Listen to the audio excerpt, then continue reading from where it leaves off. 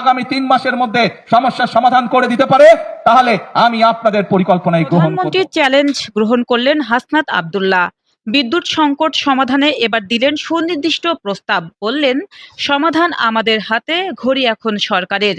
প্রধানমন্ত্রী তারেক রহমান বিরোধী দলগুলোকে 6 মাসের মধ্যে বিদ্যুৎ ও জ্বালানি সংকট সমাধানের পরিকল্পনা দিতে চ্যালেঞ্জ দেওয়ার পর সেই চ্যালেঞ্জ গ্রহণ করেছেন বিরোধী দলীয় সংসদ সদস্য হাসনাত আব্দুল্লাহ।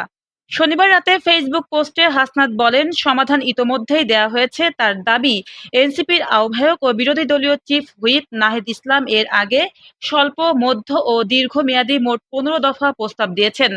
হাসনাতের প্রস্তাবের মধ্যে সবচেয়ে গুরুত্বপূর্ণ হিসেবে উঠে এসেছে মার্চেন্ট পাওয়ার পলিসি 2025 বাস্তবায়ন। তার দাবি, এই ব্যবস্থায় বেসরকারি বিদ্যুৎ উৎপাদকরা সরাসরি বড় শিল্প প্রতিষ্ঠানের কাছে বিদ্যুৎ বিক্রি করতে পারবে।